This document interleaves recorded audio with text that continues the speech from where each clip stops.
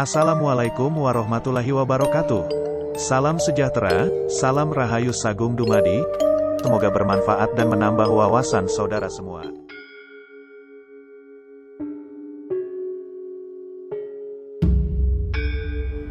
Saya tidak mengerti mengapa Dimas Sunan Kalijogo menggunakan ini. Apa ini ajaran Islam? Saya pun tidak mengerti mengapa Kanjeng Sunan Giri baru mempersoalkannya sekarang.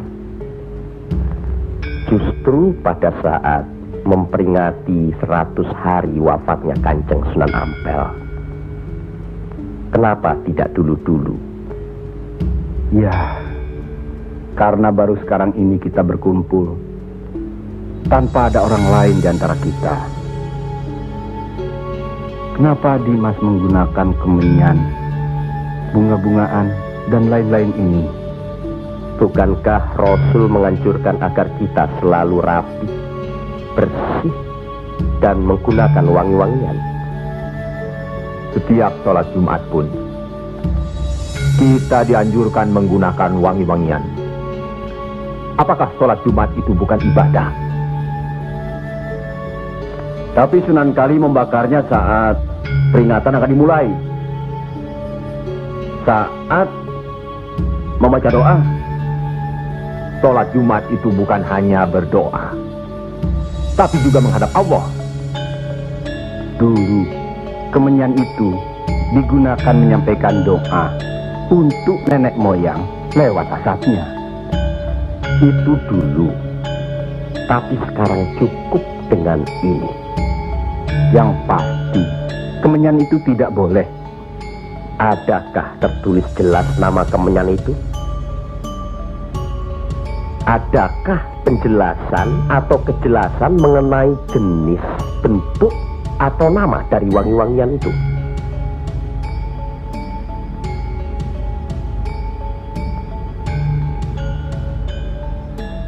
Kalau orang Jawa menganggap kemenyan, setangki, bunga-bungaan itu wangi, apa salahnya kalau mereka menggunakan?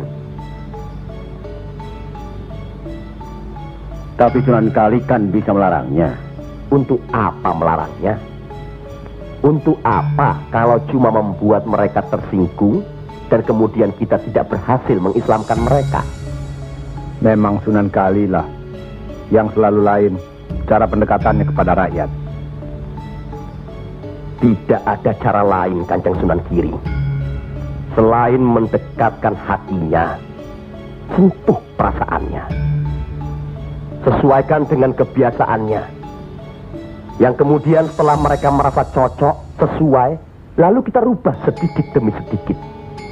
Bukankah kesemuanya itu telah kita musyawarahkan terlebih dulu? Tapi ingat, janganlah merendahkan martabat Sunan Wali dengan berpakaian mulung seperti itu terus-menerus. Kanjeng Sunan Kudus, kita punya budaya sendiri. Gunakanlah itu. Dengan begini saya bisa mendekatkan diri, bergaul dengan mereka. Tidak ada jarak antara kita dengan mereka. Ada sambung rasa. Lagi pula iman Islam seseorang bukan terletak di pakaian, tapi di sini. Yang penting bersih, aurat tertutup.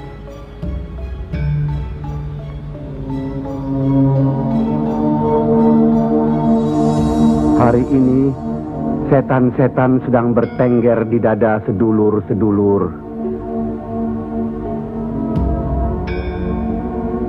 Lupa akan firman Allah. Kalau ada perselisihan di antara kita umat muslim, kembalilah pada Al-Quran. Kenapa sedulur-sedulur lupa? Kenapa?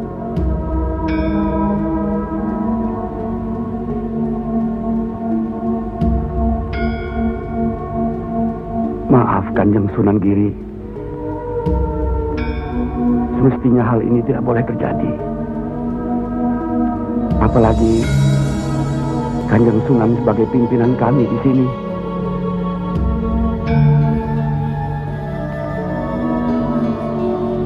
Kita harus ingat akan bahaya Islam yang berpusat di Pengging, yang perkembangannya begitu cepat, penyebarannya dan cara mengajarnya yang berbeda dengan kita. Apakah kita tidak merasa curiga sama sekali terhadap Syekh Siti Jenar alias Syekh Lemah Abang itu? Maaf, Kanjeng Sunan Bonang. Tidaklah baik berprasangka buruk terhadap orang. Itu pun termasuk dihinggapi setan. Astagfirullahaladzim. Soal Syekh Siti Jenar, saya telah menyaksikan anak buahnya berceramah. Anak buahnya bukan berarti Syekh Siti Jenar. Apakah Sunan Kali benarkan cara Syekh Siti Jenar yang musyrik itu? Bid'ah? Murtad? Wallahu alam. Saya belum pernah menyaksikan dengan mata kepala saya sendiri. Menurut Imam Ghazali, melihat lebih baik daripada mendengar. Saya rasa benar Kanjeng Sunan Bonang. Hari ini setan-setan sedang bertengger di dada kita. Maafkan saya, Kanjeng. Sama-sama, Kanjeng. Maafkan saya. Maafkan sama-sama. Maafkan, Maafkan saya, Sunan. Kanjeng Sunan Bonang. sama-sama. Sunan Muria. Maafkan. Maafkan. Maafkan Kanjeng Sunan. Alhamdulillah. Maafkan Sunan.